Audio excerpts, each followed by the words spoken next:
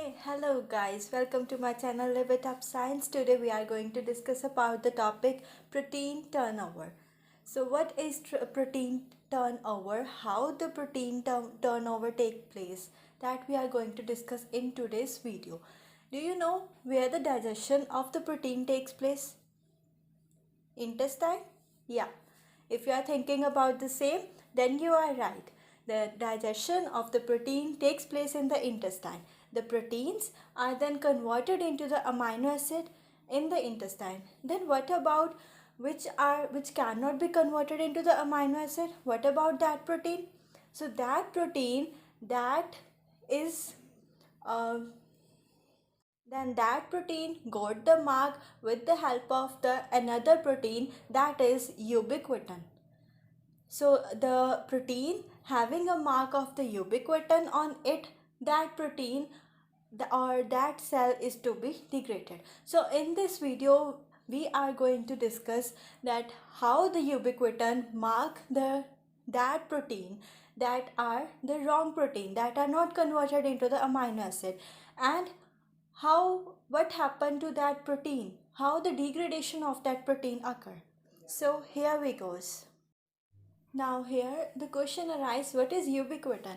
It's the protein that bind with that protein which is going to be degraded. So the ubiquitin is highly conserved in the eukaryotes. That means let's talk about the simplest eukaryote, the yeast, and the complex one, that is human. So in them, in between the yeast and human, the difference of the ubiquitin is only the 3 of 76 residue. That means there are 76 residues present in the ubiquitin, out of which only 3 residues are that which differ from each other, and rest all are same. So how the ubiquitin bind with that protein, that the ubiquitin, the carboxyl group of glycine residue of the ubiquitin, that bind with the eta amino group of the lysine of the protein. So this is the ubiquitin, like this, above NH, right? So above NH this is ubiquitin, and below it is the protein. So the ubiquitin, that carboxyl end of the ubiquitin, get binds with the eta amino group of this, that means this is lysine and this is eta amino group. So that get bind with the eta amino group and forms the bond, and this bond is known as isopeptide bond. But the rest all are let's talk when the carboxyl group of are get attached with the amino group, then peptide bond is formed. That's the simple peptide bond. So now why here isopeptide, why it is known as isopeptide bond, why this bond is not known as isopeptide bond? This is only due to the reason because in this the eta amino group is involved rather than alpha amino group. In all the cases the alpha amino group are involved. It is alpha amino group that get attached with the carboxyl group. Alpha amino group get attached with the carboxyl group. But here this is the eta amino group that get attached with the carboxyl group of the glycine residue of the ubiquitin. So that's why this is known as isopeptide bond. So now proceeding further, we will discuss the enzymes. About the enzymes, there are 3 types of enzymes that leads to the formation of the ubiquitin, that leads to the formation of the bond of the ubiquitin with that of the protein that is to be degraded. Now what are those 3 enzymes? The 3 enzymes that are E1, E2 and the third one is E3. The E1 is also known as ubiquitin activating enzyme.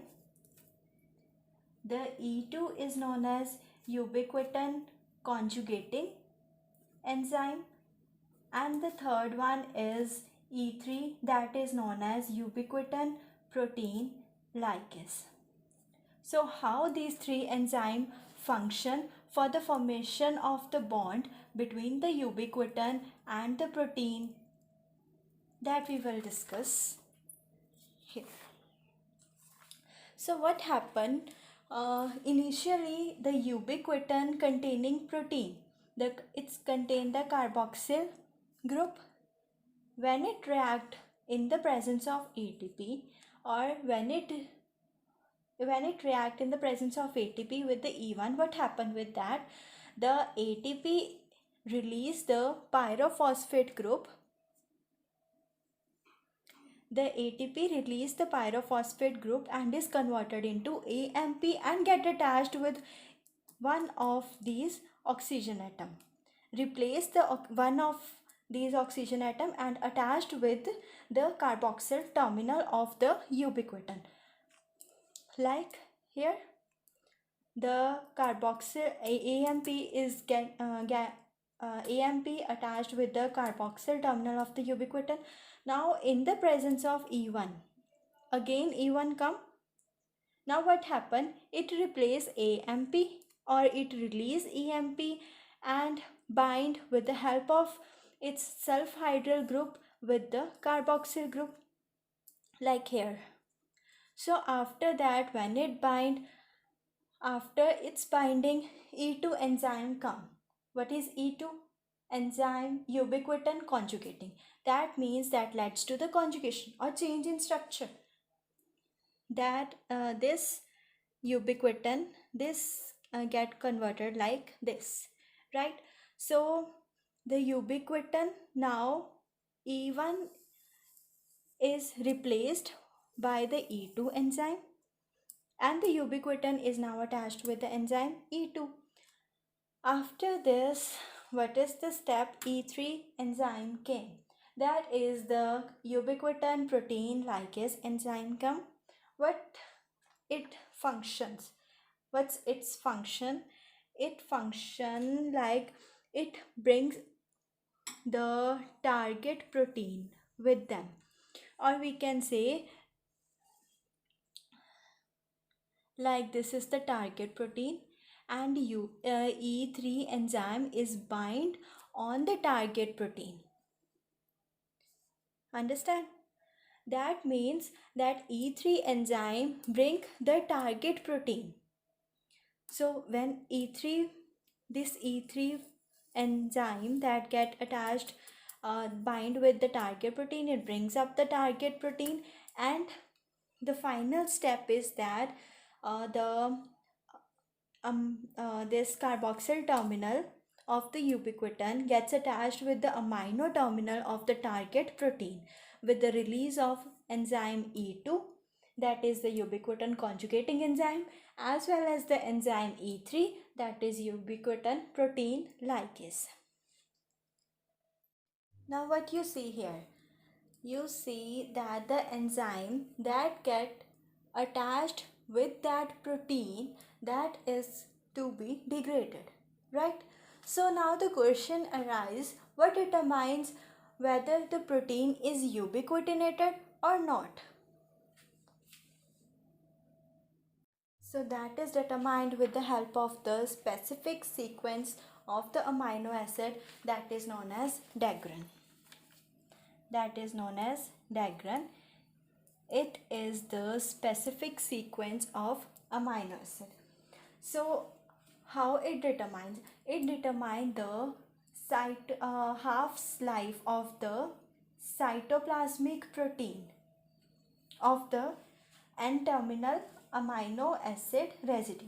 Like we'll talk about the simplest eukaryote like yeast, right?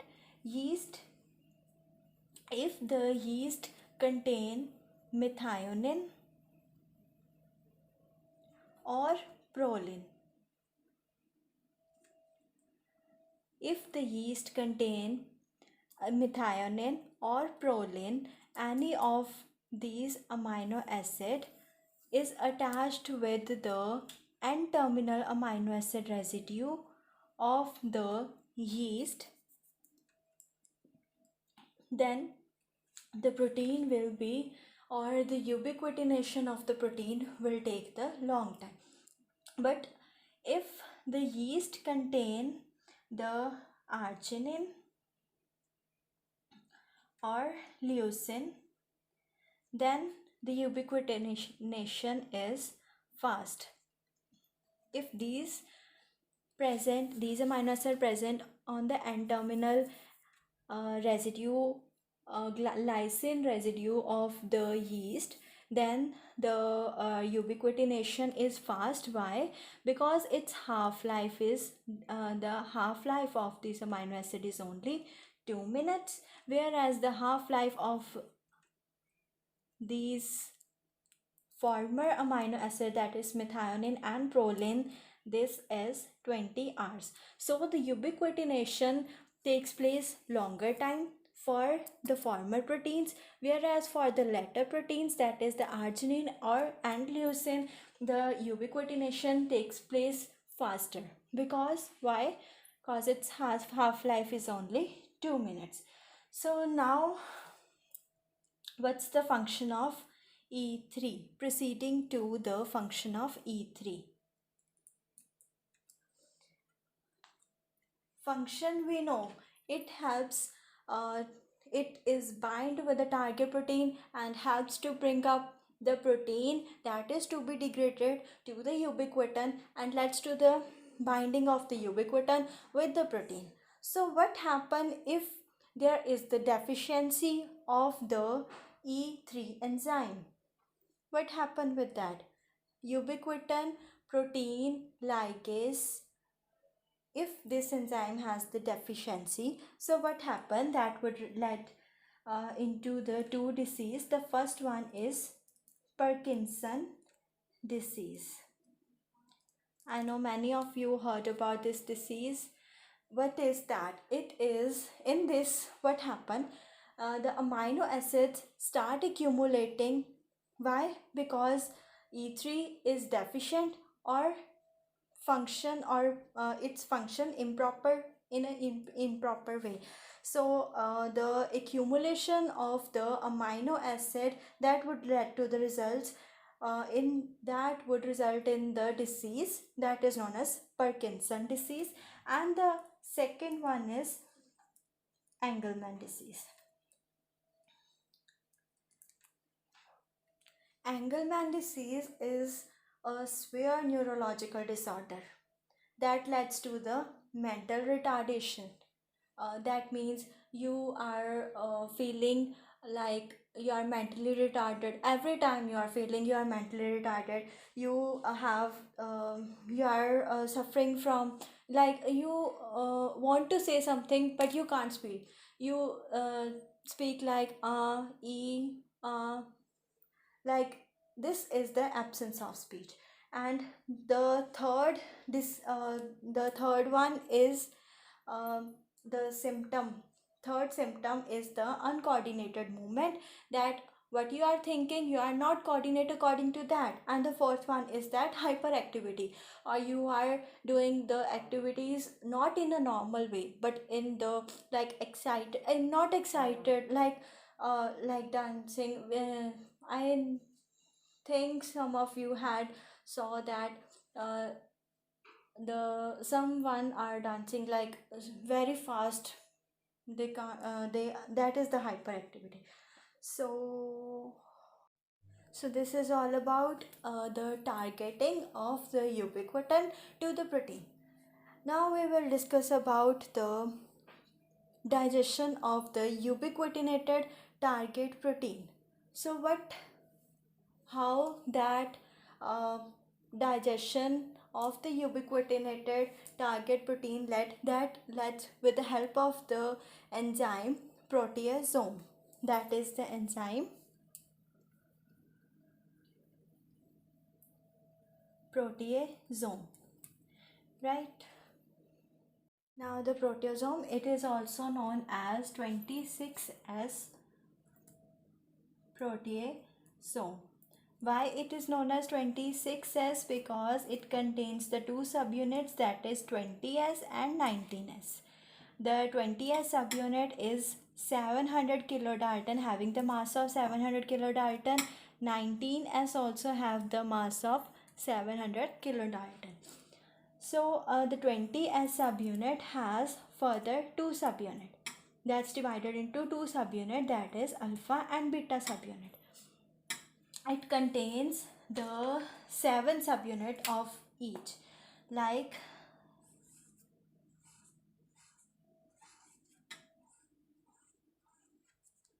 this is 7 subunit, right? This is alpha, and this one is beta, arranged in a similar manner, and again alpha, and this is beta. So now the alpha subunit are present at the margin. That means the beta subunit is present in between the alpha subunits. So now the 19S, this 19S, like this is 20S, this is 20S, this 19S get bind over this 20S, like here, the 19S bind, right? 19S bind on the alpha side or at the margin of the 20S at both the ends. So now what's the function of 19S subunit? The function, the first and the foremost function is that it brings up the ubiquitinated protein towards themselves, right? After that, what happen? Then it results in the breakage of this ubiquitin and the protein. This 19S leads to the breakage of the bond between the ubiquitin and the protein, and the ubiquitin is released for the further binding with the another protein that is to be degraded, right? So the simpler way is this: the ubiquitinated, the proteasome, this cat binds with the ubiquitinated protein. When proteasome 19S, when the 19S subunit of the proteasome gets bind with the ubiquitinated protein, then what happen? It breaks up the bond between ubiquitin and the protein, right? It break up. So when it break up the bond, what happened? The ubiquitin gets separated and the protein gets separated. So now the protein fragments are formed and the ubiquitin is released. The ubiquitin is released for the further binding with the protein that is to be degraded. That means that further get transfer or get its path to the intestine. So what happened with the peptide fragment? The proteins that are formed, these are peptide fragments. What happened with that? With the help of the proteolysis, it is degraded into amino acid.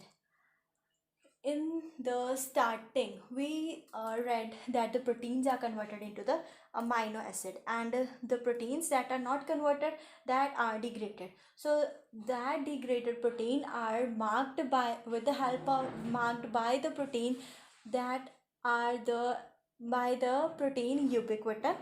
The ubiquitin protein is now what happened, the 19th subunit of the proteasome that brings up the ubiquitinated protein towards themselves, and then that leads to the breakdown between the ubiquitin and the protein. So ubiquitin is released and the peptide fragments are left. So peptide fragments that undergoes the proteolysis and leads to the conversion of the amino acid. So now what happened with the amino acid? The amino acid either left intact for the biosynthesis, or amino acid also contain the carbon group, right? Or get converted into the carbon skeleton, and the amino acid, the amino group that is present at the terminal of the amino acid, that get detached. So now the amino group that with the nitro that dispose of by the along with the urea cycle. Now the carbon skeleton, what happened to the carbon skeleton? The carbon skeleton either undergo the cellular respiration or undergo the glycogen or glucose synthesis or undergo the fatty acid synthesis. That's all about the protein turnover. Hope you all like my video, guys. See you next time. Bye bye.